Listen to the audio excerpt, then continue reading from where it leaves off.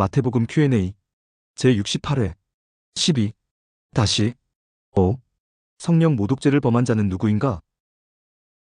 마태복음 12장 31절로 32절 그러므로 내가 너희에게 이르노니 사람에 대한 모든 죄와 모독은 사하심을 얻되 성령을 모독하는 것은 사하심을 얻지 못하겠고 또 누구든지 말로 인자를 거역하면 사하심을 얻되 누구든지 말로 성령을 거역하면 이 세상과 오는 세상에서도 사하심을 얻지 못하리라라는 말씀이 기록되어 있습니다. 이런 구절을 대하면 공연히 마음이 불편해집니다. 혹시 내가 성령을 모독하는 자 아니야? 혹시 나의 말과 나의 행동이 성령을 모독하고 있는 것 아니야? 그래서 영원히 용서받지 못하는 것 아니야? 이렇게 불안해지기도 합니다. 왜 그렇습니까? 많은 교회에서 많은 목회자가 이런 구절을 들이대며 성도를 겁박하기 때문입니다. 똑바로 해. 한번 구원받았다고 영원한 구원인 줄 알아? 목회자 말에 불순종하는 것, 그게 바로 성령을 모독하는 거야. 11조 떼어먹고 주일 성수 안 하는 것, 그게 바로 성령을 모독하는 거야. 이런 말을 워낙 많이 들어보았기 때문입니다. 그런데 이런 말은 참으로 어처구니 없는 말이 아닐 수 없습니다. 참으로 참담한 말이 아닐 수 없습니다. 성경의 전후관계를 제대로 살펴보지도 않은 채 예수님께서 말씀하신 의도를 꼼꼼히 따져보지도 않은 채 오로지 교회와 목회자의 유익과 이익만을 위해 자기 멋대로 자기 입맛에 맞게만 해석한 내용이기 때문입니다. 어떻게 해서 그런지 그 이유를 확인해보기 위해 여러분께 여쭈어 보겠습니다. 여러분은 성령 모독죄가 있다고 생각하십니까? 성령 모독죄가 없다고 생각하십니까? 당연히 있다고 생각하실 것입니다. 왜냐하면 성경에도 성령 모독죄에 관한 내용이 분명히 있을 뿐더러 여러분들께서 신앙생활을 하시는 가운데 교회나 목사로부터 성령 모독죄라는 이름으로 겁박을 당하신 적이 있기 때문입니다. 그래서 마음이 불편했던 경험을 하신 적이 있기 때문입니다. 맞습니다. 여러분들께서 생각하시는 대로 여러분들께서 교회나 목사들에게서 들으신 대로 성령 모독죄는 있습니다. 성령 모독죄는 분명히 있습니다. 그런데 성령 모독죄가 있다는 사실 그 자체보다도 우리가 훨씬 더 중요하게 생각해야 하는 것 두 가지가 있습니다. 그 첫 번째는 성령 모독죄는 과연 누가 판정을 하느냐는 것입니다. 살인죄, 절도죄, 강도죄, 사기죄, 폭행죄 등은 사람도 얼마든지 판정할 수 있습니다. 그런데 성령 모독죄는 누가 판정할 수 있느냐는 것입니다. 누가 판정하는 것이 가장 옳으냐는 것입니다. 성령 모독죄는 누가 판정하는 것이 가장 옳겠습니까? 보기를 드려보겠습니다. 1번 하나님께서 판정한다. 2번 교회 또는 목사가 판정한다. 3번 종교재판소나 총회 같은 기관에서 판정한다. 4번 사람 스스로 판정한다. 몇 번이 정답이겠습니까? 정답은 1번입니다. 하나님께서 판정하셔야 한다는 게 정답입니다. 이것은 너무나 당연합니다. 왜냐하면 하나님이 당사자이기 때문입니다. 당사자이신 하나님께서 스스로 모독을 당했다고 판정하실 때 성령 모독죄가 성립하는 것이지. 하나님께서 아무런 모독, 아무런 모욕, 아무런 저주, 아무런 굴욕을 느끼지 않았다고 하면 성령 모독죄가 성립할 수 없는 것입니다. 즉 성령 모독죄는 오로지 하나님 한 분만 판정하실 수 있는 것입니다. 그런데 지금까지 누가 성령 모독죄를 판정했습니까? 사람이 판정했습니다. 성경을 보아도 그렇고 기독교 역사를 보아도 그렇습니다. 하나님은 성경에서 사람에게 성령 모독죄를 범했다고 말씀하신 적이 단 한 번도 없습니다. 당연한 결과로 성경에서 사람 중에 성령 모독죄로 인해 하나님으로부터 처벌을 받은 사람은 단 한 사람도 없습니다. 성령 모독죄를 판정한 존재도 언제나 사람이었고 성령 모독죄를 적용해서 처벌한 존재도 언제나 사람이었습니다. 예수님도 성령 모독죄로 죽음을 맞으셨고 중세 때에도 또 종교개혁 때에도 정말로 많은 사람들이 성령 모독죄로 죽어나갔습니다. 이때의 모든 성령 모독죄도 사람으로부터 판정을 받은 것이지 하나님께서 판정하신 것이 아닙니다. 그렇습니다. 하나님은 자신이 모독과 모욕과 저주와 굴욕을 당했다고 해서 사람을 성령 모독죄로 판정하신 일도 없고 처벌하신 일도 없습니다. 그런데 그 이유가 몹시 궁금합니다. 하나님께서 왜 사람에게 단 한 번도 성령 모독죄를 적용하지 않았고 성령 모독죄로 사람을 처벌하지도 않았는지 그 이유가 몹시 궁금합니다. 그 이유는 아주 간단합니다. 그 이유는 하나님께서 사람에게 성령 모독죄를 적용하기 시작하면 성령 모독죄로 걸리지 않을 사람이 없고 하나님께서 사람에게 성령 모독죄로 사람을 처벌하기 시작하면 처벌받지 않을 사람이 단 한 사람도 없기 때문입니다. 여쭈어 보겠습니다. 사람이 하나님을 최초로 모독한 것이 언제였겠습니까? 그리고 하나님이 사람으로부터 가장 심한 모독을 당한 것이 무슨 사건이겠습니까? 우리는 그 정답을 잘 알고 있습니다.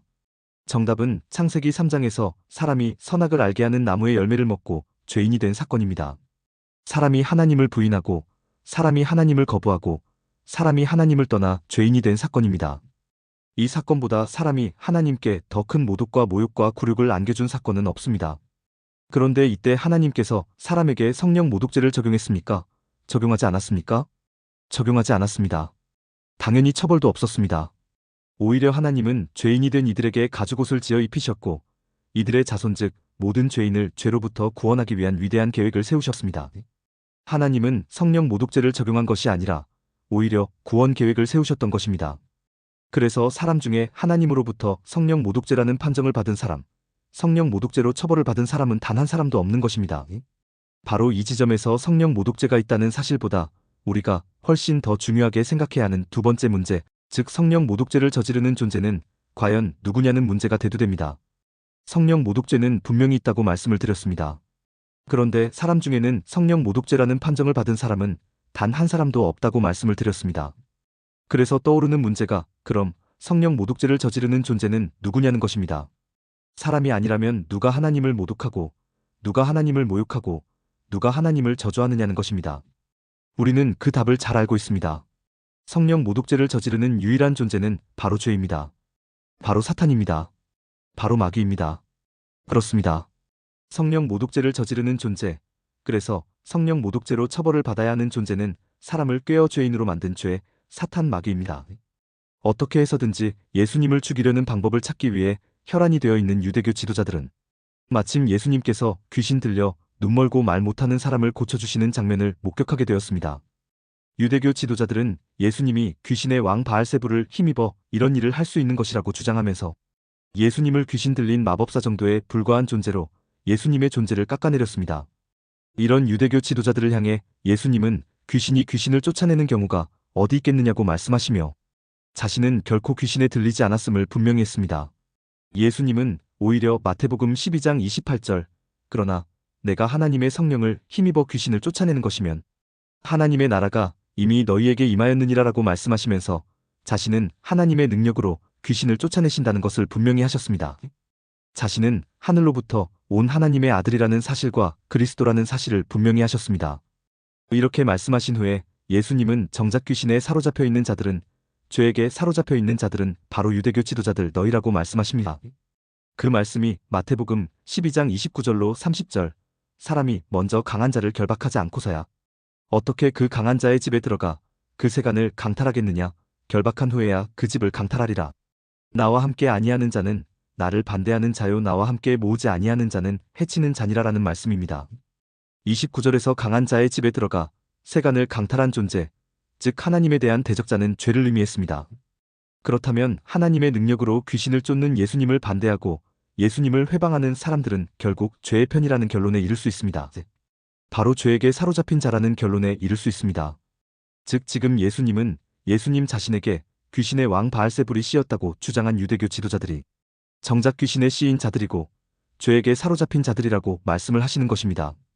계속해서 이어지는 말씀이 마태복음 12장 31절로 32절 그러므로 내가 너희에게 이르노니 사람에 대한 모든 죄와 모독은 사하심을 얻되 성령을 모독하는 것은 사하심을 얻지 못하겠고 또 누구든지 말로 인자를 거역하면 사하심을 얻되 누구든지 말로 성령을 거역하면 이 세상과 오는 세상에서도 사하심을 얻지 못하리라라는 말씀입니다. 솔직히 말씀드려서 이런 말씀은 정말로 이해하기 어려운 말씀입니다. 성경 전체에 대한 지식이 없으면 정말로 이해하기 어려운 말씀입니다. 그런데 제가 조금 전까지 드렸던 말씀을 충분히 이해하고 충분히 기억하고 있으면 이 말씀을 이해하시는 데에 아주 큰 도움이 되실 것입니다. 예수님께서 사람에 대한 모든 죄와 모독은 사하심을 얻되라고 말씀하셨고 또 누구든지 말로 인자를 거역하면 사하심을 얻되라고 말씀하셨습니다. 이렇게 사하심을 얻는 존재가 누구겠습니까? 죄이겠습니까? 사람이겠습니까? 당연히 사람입니다. 사람이 죄인이 된 것, 사람이 죄인이 되어 잘못을 저지르는 것, 사람이 죄인이 되어 인자를 거부하는 것, 이 모든 것들은 사하심을 받는다는 것입니다. 어떻게 사하심을 받습니까? 바로 하나님의 은혜로 사하심을 받는 것입니다.